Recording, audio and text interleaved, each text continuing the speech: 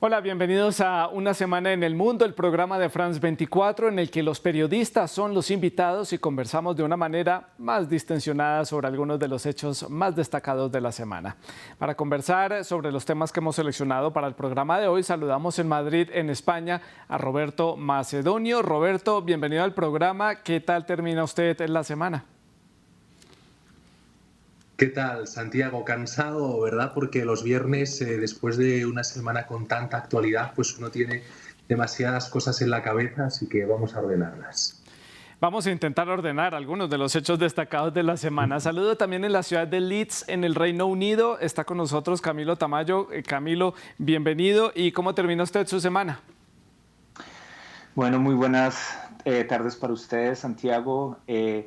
Pues termino la semana agotado, igualmente que mi compañero en Madrid. Ha sido una semana muy movida y pues esperemos a ver si organizamos todas estas piezas para darle sentido a lo que ha sucedido durante la semana. Bueno, a los dos les pido que por favor me guarden un poquitico de energía entonces para poder hacer el programa y hacer un buen análisis de lo que ha sucedido en el mundo a lo largo de esta semana. Acompáñenos ustedes también con sus opiniones, sus comentarios y sus preguntas en nuestras redes sociales. Les recuerdo que nos encuentran como @France24-ES, @Santilogo, que es mi cuenta personal. Nuestra etiqueta es numeral Una Semana en el Mundo F24, todo junto, todo pegado para que dejen ustedes todos los comentarios. Pues vamos a comenzar en la región en donde estamos haciendo presencia, en América Latina, porque preocupa mucho la situación en Perú. Hemos sido testigos de semanas de inestabilidad, de enfrentamientos entre los manifestantes y la policía en Lima, que es la capital del país, y también en diferentes ciudades en el sur del territorio peruano. La presidenta de Perú, Dina Boluarte, dio un mensaje a la nación en donde rechazó la violencia de los manifestantes que a lo largo de los últimos días también viajaron precisamente desde el sur del país hasta la capital para realizar la llamada toma de Lima. Los manifestantes piden la renuncia de la presidenta, el cierre del Congreso, un llamado a elecciones y también una asamblea constitucional o asamblea constituyente. Pues comienzo entonces preguntándole a Roberto en Madrid. Esto se está volviendo una crisis crónica. Todas las semanas estamos reportando hechos en Perú en torno a manifestaciones, a reclamos hacia el gobierno y sobre todo pedidos de cambio en el Ejecutivo y en el Legislativo. Sí, se está volviendo realmente algo que a mí de verdad me preocupa. Estoy preocupado por esos más de 50 muertos que han fallecido ya en las protestas, sobre todo en el sur del país, donde se han recrudecido más, en esa zona más empobrecida de Perú, donde los ciudadanos, bueno, pues se están manifestando y el gobierno, por su parte, la policía, está reprimiendo esas protestas con violencia, con armas incluso. Un policía, por otro lado, ha sido quemado vivo, con lo cual la escalada de tensión entre los ciudadanos, entre la calle y el poder, el gobierno, no deja de crecer. Estamos viendo una escalada día tras día, va más. ¿Qué hace mientras tanto Dina? Bueno, pues se mantiene en el poder. Después de un hecho tan grave como ese intento de autogolpe de Estado, como se le ha catalogado, aunque un golpe de Estado técnicamente no se puede ejecutar desde el propio gobierno, por lo que en el estricto sentido de la palabra no lo sería, pero bautizándolo así, después de ese golpe de Pedro Castillo, yo creo que es urgente que los ciudadanos decidan qué quieren hacer ahora con el rumbo de su país. Dina Boluarte, por su parte, puede estar hasta abril de 2024 en el poder y la calle eso no lo acepta. Pero no lo aceptan ni los partidarios de Pedro Castillo ni los contrarios a Pedro Castillo. Con lo cual creo que las protestas están hablando, todo el mundo está pidiendo en Perú unas elecciones anticipadas y ella, por su parte, Sí. niega. Sí. Con lo cual, bueno, pues es preocupante, ¿no? Y Camilo, su opinión sobre lo que está sucediendo allí en Perú. ¿Podemos estar hablando de una crisis política crónica? ¿Ya se le podría llamar de esa manera? ¿Usted cómo lo ve? Pues Santiago, yo considero que lo que está pasando en este momento en Perú es la muestra del fin de algo que se denomina la paradoja peruana, porque durante muchas décadas ha habido mucha inestabilidad política en el Perú, pero ha habido estabilidad económica. En este momento estamos viendo que la crisis política está desbordando lo que está sucediendo socialmente en el Perú y claramente hay una inestabilidad que demuestra una falta de participación política, una falta de los sectores populares de estar realmente representados en las instituciones de poder, pero lo que yo considero es que lo que muestra es una completa fractura del mundo político en el Perú. Solamente al volver a pensar que en los últimos 6 años hemos tenido 7 presidentes en el Perú, que las clases, sobre todo en el sur del país, no se ven representadas en la clase política, y esa desconexión tan brutal que hay entre las clases que dirigen el país y las clases pobres del Perú, pues ha llevado a que claramente haya una explosión social, una explosión de crisis política que la verdad creo que va a llevar a muchos problemas estructurales en el Perú a futuro. Estamos viendo algo muy serio, ¿no? Claro, el problema es estructural y el problema es de fondo, esta problemática social y, por ejemplo, de infraestructura, que no haya una buena red de hospitales en las regiones del país y que todos los grandes tratamientos o tratamientos de alta complejidad tienen que ser tratados en la ciudad de Lima, que es la capital. Eso entorpece mucho la vida de los ciudadanos que viven en las provincias. Lo mismo con la educación, lo mismo con el transporte,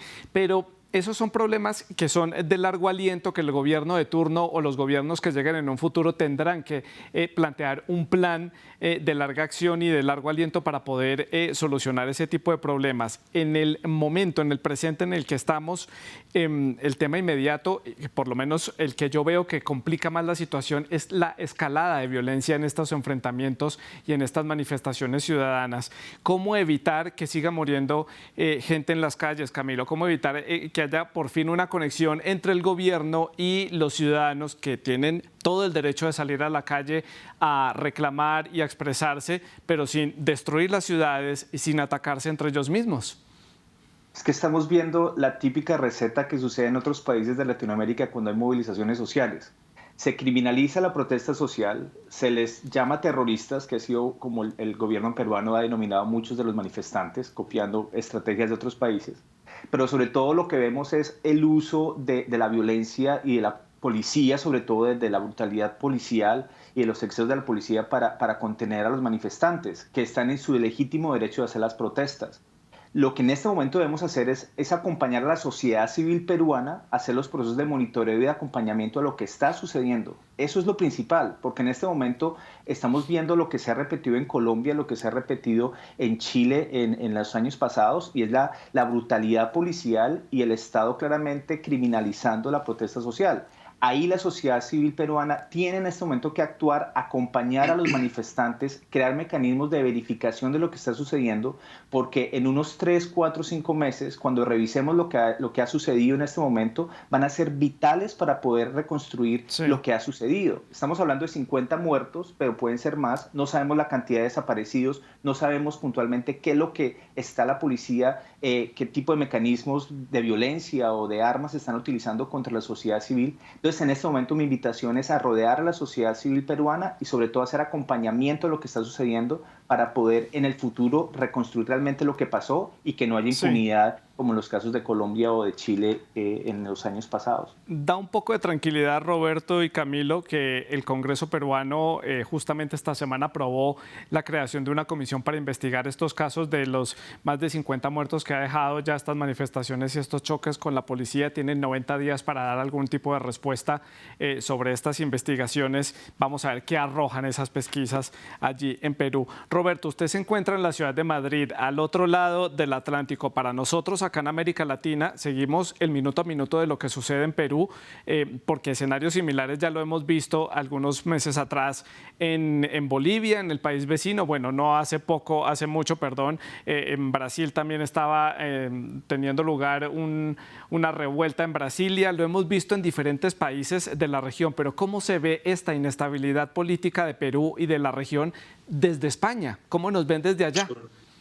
Con una enorme preocupación, de verdad, con una enorme preocupación. Es verdad que en Europa no hemos visto, afortunadamente, bueno, a ningún presidente, primer ministro sería impensable hacer lo que ha hecho Pedro Castillo, con lo cual lo vimos con los ojos muy abiertos y con excepción aquel hecho fatídico para la democracia en Perú y los posteriores hechos, las posteriores consecuencias, que es esta toma de Lima que se ha producido el jueves, estas protestas que se intensifican. Ojo, porque sí hay políticos, en el caso de España, bueno, pues que han intentado, o en su momento intentaron justificar a Pedro Castillo, e incluso, bueno, pues fundadores de algunos partidos que ya no están quizá en la vida activa política, pero que han estado ahí, bueno, pues justificaron aquel autogolpe, ¿no? Eso es lo que más preocupación causó en España, que pudiera generar y despertar simpatías todavía a la figura de Pedro Castillo después de lo que ha ocurrido allí, ¿no? Pero desde luego lo que tenemos aquí es preocupación por los ciudadanos al margen del debate político, al margen de esa elevación de ideas y de discusiones políticas. Bajemos a tierra, ¿no? Miremos lo que está pasando en la calle. La economía está destrozada. La gente, hay muchas personas que no tienen que comer y que aún así están saliendo a la calle porque lo que quieren es el futuro digno que se merecen. Y eso es lo que vemos con mucha preocupación, sin duda. Creo que les voy a hacer la pregunta del millón. Es difícil de responder, supongo, porque ni yo mismo tengo algún tipo de respuesta para eso y he tratado el tema a lo largo de la semana, lo analizamos en el programa del debate y en los noticieros a lo largo de la semana. ¿Ustedes creen que Dina Boluarte termina pronto su mandato o se mantiene en el poder, Roberto, para hacer la ronda a la inversa? Espero de verdad que termine pronto su mandato porque es lo que le está pidiendo la calle. Las protestas, en cualquier caso, por muy numerosas que sean, no tienen por qué ser un indicador exacto de cuál es la soberanía popular. El único indicador exacto que mide lo que quiere el pueblo son las urnas. Por lo tanto, la única forma que ella tendría de, o bien, justificarse y perpetrarse en el poder una legislatura más si los peruanos la eligen, o bien dejar su cargo es convocar elecciones. ¿A qué tiene miedo? ¿Por qué no lo hace, no? Lamentablemente creo que ella va a seguir ahí. Ya ha dicho que está amparada por la Constitución y efectivamente, en base al derecho constitucional, ella tiene pleno derecho para agotar la legislatura, pero creo que por dignidad política y por dignidad democrática debería consultar cuál es el deseo de los peruanos. Eso por la dignidad de ella como política y también de la democracia, pero ¿Perú puede soportar otra caída de otro presidente, otra elección de otro presidente? ¿Cómo lo vio usted, Roberto? Y ya le doy la palabra a Camilo. Yo creo que sería la forma de acabar con las protestas y de traer un gobierno que genere estabilidad. Dina Boluarte lo que ha demostrado es incapacidad e inacción. Esas dos cosas, yo creo. Con lo cual, no es una figura que genere consenso, no es una figura que despierte simpatías y, por lo tanto, creo que mediante la constitución de un nuevo gobierno votado, elegido democráticamente por los peruanos, podríamos entrar en un periodo de estabilidad. Bueno, eso se pensaba con Pedro Castillo y mire en el escenario en el que estamos, Roberto. Es muy paradójico el caso de Perú. Camilo, ¿qué piensa usted? ¿Termina Boluarte su mandato? ¿Cae pronto? ¿Termina? ¿Renuncia? ¿Hay un llamado a elecciones? Pues Santiago, yo estaba revisando algunas cifras antes de venir acá al programa y leía cómo el Instituto de Estudios Peruanos hizo un estudio en estos días diciendo que solo 3 de 10 peruanos aprueba el gobierno de Boluarte y que claramente no ven en ella una figura política legítima para el país. Yo creo que en este momento es un momento clave y puntual para hacer un nuevo pacto político y social en el Perú. Yo creo que la presidenta Boluarte tiene en este momento que renunciar, tiene que convocar a elecciones, pero sobre todo tiene que generar un proceso que logre generar un nuevo pacto político y social entre la ciudadanía y la clase gobernante del Perú, porque no podemos tener cada 6 meses un presidente nuevo, pero sobre todo lo problemático es que no hay una estabilidad política que conduzca a una construcción social real del Perú. Yo creo que hay un momento histórico en este momento, hay una oportunidad. Yo creo que las protestas en este momento están mostrando esa oportunidad y esa ventana de oportunidad para generar un nuevo pacto social y político. Ojalá esta señora esté a la altura histórica y eso es lo que yo creo que le va a demandar la ciudadanía y nosotros a futuro. Si ella va a tener la dignidad política, la claridad política de aprovechar este momento y realmente dar un paso al costado y volver a barajar todo y ojalá generar un proceso político de largo aliento en el Perú. Me gusta que usted vea esa ventana de oportunidad. Yo, en mi caso, lo veo más como que se aproximan más al final del callejón en donde se cierra el escenario. No soy tan optimista porque hay otro factor que hay que tener en cuenta, Camilo, y es el Congreso. que es pieza clave en todo este rompecabezas político de Perú, y la población también está pidiendo la renuncia del Congreso completo y piden unas elecciones para renovarlo, pero el Congreso parece estar completamente atornillado en el poder. Difícil lidiar con los legisladores peruanos que intentan es buscar maneras de legislar a su favor para precisamente permanecer en el poder.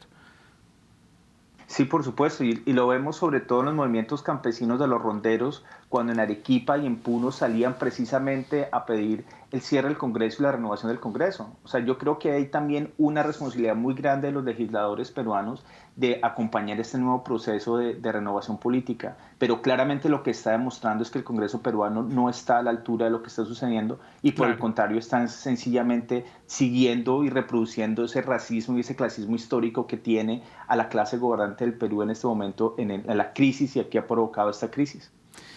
Bueno, pues lo que esté sucediendo en Perú, lo que vaya sucediendo a lo largo de estos días, seguirá siendo noticia aquí en France 24. Por supuesto, seguimos con la lupa puesta en este país suramericano. Rápidamente, para el cierre, Roberto, ¿qué podemos estar viendo para los próximos días? Lo digo en el programa del debate, no tenemos la bola de cristal, no tenemos aquí el juego de naipes de cartas para ver el futuro, pero ¿qué podría pasar en Perú? Ya hemos visto, siempre pensamos que hemos visto todo lo posible políticamente hablando en este país y vuelve y empieza un capítulo distinto con un escenario diferente y uno dice, bueno, ¿a dónde nos lleva ahora la situación? Sí, totalmente. Pues yo creo que lamentablemente, espero de verdad, ojalá equivocarme en mi proyección de lo que va a ocurrir allí, pero bueno, pues vaticino una escalada de tensión, probablemente se den más muertes y un estallido, quién sabe hasta qué punto, ¿no? Espero que no se lleve a un estallido civil, pero la verdad es que este país está totalmente dividido, ahora mismo ensangrentado, y esto, si Dina Boluarte sigue con la actitud que tiene hoy en día, pues solo puede ir a más. Y para Camilo, ¿qué podemos ver en los próximos días? Yo creo que se vienen unos días de más violencia por parte del Estado. Yo creo que en este momento está claro que el Estado está utilizando toda su fuerza y las próximas semanas van a ser cruciales, y en eso invito a la ciudadanía peruana que por favor se proteja, porque lo que se viene es la escalada total de violencia, como lo vemos en las secuencias de otros países. Y después de esa fuerte violencia, yo creo que va a haber un momento en el cual la comunidad internacional va a tener que actuar. O sea, no podemos dejar que esto suceda. Yo sí quiero ver, y eso es como lo que predigo, una predicción, es que en algún momento Colombia, Bolivia, Ecuador, los países latinoamericanos tienen que intervenir. Y yo lo que veo es ahí otra ventana de oportunidad. Entonces yo espero, lo que veo es una escalada de violencia mucho más fuerte en los días siguientes, y a partir de eso una participación de la comunidad latinoamericana para encontrar una solución, pero el camino se ve muy complicado. Bueno, pues ahí ven dos escenarios posibles de esta crisis de Perú. Por supuesto, lo vamos a estar analizando aquí en France 24. Pasemos a otro tema destacado de la semana, porque en un mes de septiembre, pero del año 2017, dábamos justamente esta noticia en France 24, porque fue un hecho que sin quererlo empezó a darle la vuelta al mundo y empezó a tomar fuerza en las portadas y en los medios de comunicación. Eran unas elecciones en un alejado país en el Pacífico Sur, en Nueva Zelanda, que llevaron al triunfo a una joven de solamente 37 años. En ese momento era entonces la dirigente más joven del mundo. A esa juventud y a esa energía se le sumó ser la primera líder de un país que daba a luz en medio de su mandato. La Jacindamanía se estaba tomando ya el mundo entero, cautivó al planeta entero, y justamente esta semana Jacinda Ardern anunció que no aspirará a su reelección y a mantenerse en el cargo de primera ministra de Nueva Zelanda después de estar 5 años liderando ese país del Pacífico Sur. Ardern tuvo un liderazgo bastante empático, firme, y tuvo momentos muy decisivos, como por ejemplo el atentado en la ciudad de Christchurch, la erupción del volcán Huacari, me perdonarán mi maorí que no es muy fluido, la gestión de la pandemia de COVID-19 y también el plan de recuperación económica de esa importante economía para el Pacífico. La premier neozelandesa ha dicho que está agotada, y contrario a varios mandatarios que intentan aferrarse al poder, esta pues puso por encima su salud, su tranquilidad, y dijo: estoy agotada, me retiro. Y dio un mensaje muy claro sobre una problemática social que muchos vivimos, el burnout, que pasa factura por el exceso de trabajo y por la falta de descanso. Le doy la palabra a Roberto para comenzar la ronda a la inversa sobre algún balance de lo que deja Jacinda Ardern en Nueva Zelanda, un país que podemos verlo muy lejano desde la realidad latinoamericana, pero esta primera ministra logró darle una visibilidad internacional bastante clara y nos deja varias lecciones. Totalmente. Es verdad que ella ha demostrado, bueno, pues ser una mujer con una gran capacidad de liderazgo. Creo que sale del poder, en este caso, dando una lección de humanidad. Vemos como por primera vez un político se humaniza. A veces parece que son extraterrestres, ¿no? Pero son como todos nosotros. Y ella ha dicho, soy humana, no tengo energía, por lo tanto, basta. Lo que sí que he observado en estos 5 años que ha estado ella en el cargo es que llegó con unos índices de popularidad muy altos en todo el mundo y, sin embargo, deja un país con una situación un poco complicada, con un gran hartazgo social y a su partido en particular lo deja con unos índices de popularidad muy bajos, los más bajos desde 2017. Ya las encuestas no la daban a ella como ganadora de los próximos comicios que se celebran dentro de 9 meses. Por lo tanto, hay quien dice que quizá esa salida adelantada también se puede deber, bueno, pues a evitar un fracaso en las urnas, ¿no? En cualquier caso, el argumento que ha dado ella es muy humano, muy legítimo, pero que deja una inflación al 7,2%, una subida de los tipos de interés enorme y un aumento del precio de la gasolina. Una situación económica muy complicada que no es un caso particular de Nueva Zelanda, sino que afecta un poco a todo Occidente.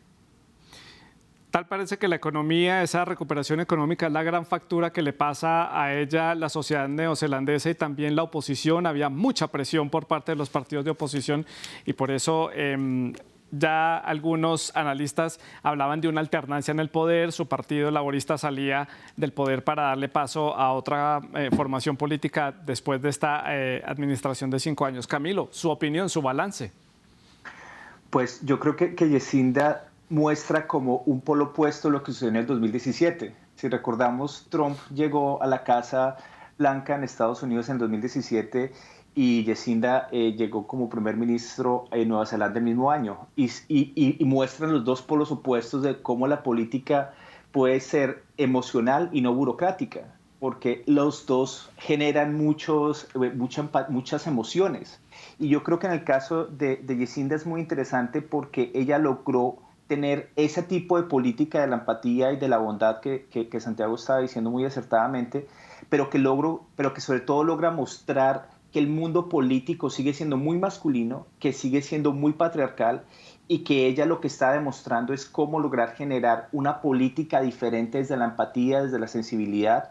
Hay que recordar que el tratamiento que ella hizo en el ataque terrorista de la masacre de Christchurch fue magistral, porque fue ponerse en el lugar del otro, porque fue hacer unos procesos de bondad y de empatía con las víctimas y sobre todo comprender mucho más allá desde lo humano y no desde lo políticamente ideológico lo que está sucediendo. Y yo creo que ella nos mostró durante su mandato una nueva dimensión de la política desde un feminismo mucho más centrado en la bondad, la empatía, pero sobre todo nos mostraba mucho más que la política se puede hacer de unas formas emocionales mucho más interesantes y no tan burocráticas. Claramente le ha pasado cobro y es muy interesante también recordar que haya sido durante todo su tiempo completamente atacada, ha sido, digamos, muy criticada por las políticas que hubo, sobre todo en el confinamiento, con el COVID. Claro. Todos los grupos anti-vacuna hicieron campañas contra ella muy fuertes. Igualmente todo lo que pasó después de Christchurch con las políticas que intentó hacer para controlar las armas.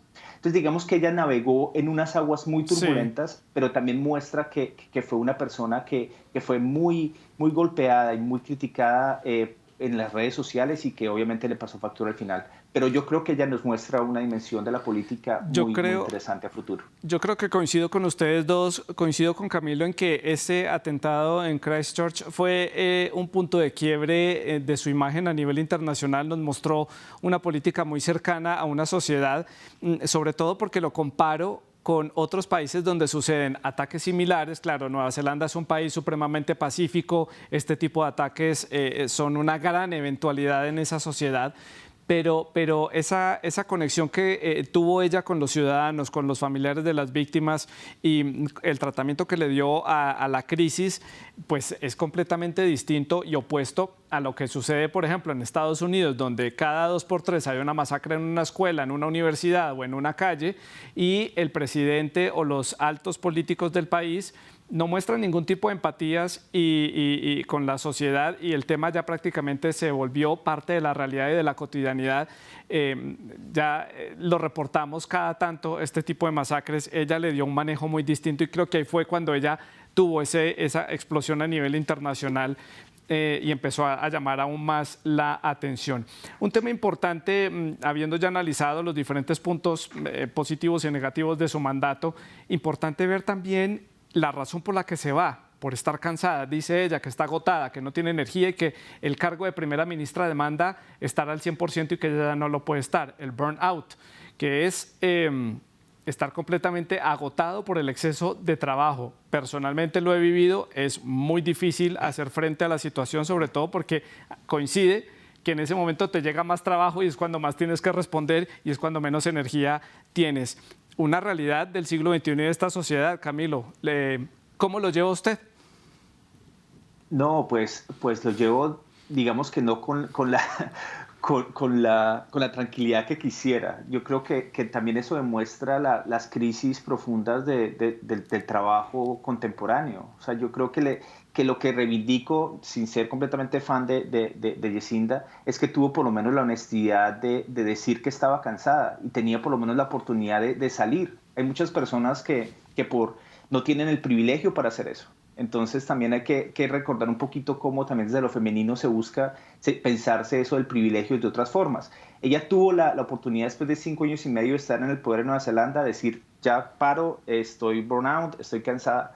Pero ¿cuántas personas en Latinoamérica y en otras partes del mundo no tienen la posibilidad de renunciar y les toca seguir trabajando por eso? Sí. Entonces también como reflexionar sobre las políticas del cuidado, de cómo el capitalismo nos está devorando, cómo el trabajo nos está devorando, y son sencillamente las expresiones de este capitalismo caníbal, como lo dicen muchos analistas, que nos está consumiendo en las formas de trabajo que no debería ser. Y como ve uno, también Camilo, algunos mandatarios latinoamericanos completamente quemados, burnout, sin energía, pero que quieren seguir solo por tener el poder en la mano.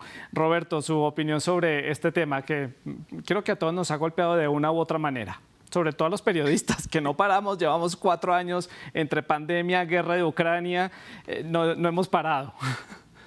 Santiago, no paramos, no nos dejan parar en la actualidad. Mira, yo recuerdo la primera redacción en la que trabajé cuando empezaba, observé que los periodistas veteranos, bueno, pues sus parejas eran periodistas también, o eran camarógrafos, o eran, bueno, algo dentro del sector, ¿no? Y entonces una jefa me dijo, mira, Robert, si vas a ser periodista, tienes que estar con alguien que entienda la entrega 24 horas que requiere esta profesión, ¿no? O sea que efectivamente es así, es un hecho. Pero por encima del periodismo, la política es sin duda el sector en el que más desgaste se provoca. Sufren los políticos de cualquier espectro ideológico una campaña de desprestigio continua, un bombardeo absoluto, un cuestionamiento de cada cosa que hacen, cada cosa que dicen, una auditoría intensiva de cada gesto, cada mirada. Claro, eso agota, ¿no? Y al margen de ese agotamiento, la política en sí, al margen de ese agotamiento personal, también hay un desgaste de la figura pública, ¿no? De la imagen que proyecta ese político en todos. No se me ocurre ningún líder político que haya estado en un largo periodo de tiempo en el poder y no haya acabado con unos índices de popularidad bajos. En el caso de España, pues pienso en Felipe González, por ejemplo, el expresidente que tras ganar con mayoría absoluta varias elecciones se fue por la puerta de atrás. Pienso también en Margaret Thatcher, ¿no? Son casos muy diferentes, sí, a este del que estamos hablando, pero que reflejan ese desgaste político. No se puede prolongar porque es una actividad que en fin, trae consigo un enorme, incluso diría acoso, ¿no?, mediático y por parte de la ciudadanía, que por otro lado tiene su pleno derecho, y los periodistas tenemos el pleno derecho también de observar y vigilar, que Sí. para eso somos el cuarto poder. Coincido con ese desgaste de la figura política, coincido con ese desgaste de la estructura del Estado. Bueno, lo vemos en Perú, la gente está cansada de las figuras políticas que hay, de los parlamentarios que hay un desgaste. ¿Sí ven? Todos los temas van ligados uno con el otro aquí en una semana en el mundo. Vamos llegando ya al bloque final del programa. Pasamos a un tema bastante interesante porque este domingo 22 de enero China celebra el Año Nuevo. Comienza entonces oficialmente el Año del Conejo de Agua de acuerdo a la tradición de ese país asiático. Es oficialmente ese día, el primer día de ese nuevo año de acuerdo al calendario lunar y para ello sería el inicio del año 4721. Nos llevan bastante ventaja en el conteo de los años. Es tal vez la festividad más importante de China. Millones de personas se desplazan a sus regiones de origen. Esto es catalogado como la migración humana más grande del mundo cada año. La celebración tiene lugar en medio de una ola de repuntes de casos de COVID-19 y hay una preocupación por ese después. ¿Qué va a suceder después de esa celebración a nivel sanitario, a nivel hospitalario, cuando pase esta festividad y el COVID-19 haga de las suyas? El gobierno en Beijing ha dicho que lo peor de la ola ya pasó y que los chinos pueden ir a celebrar tranquilos su año nuevo.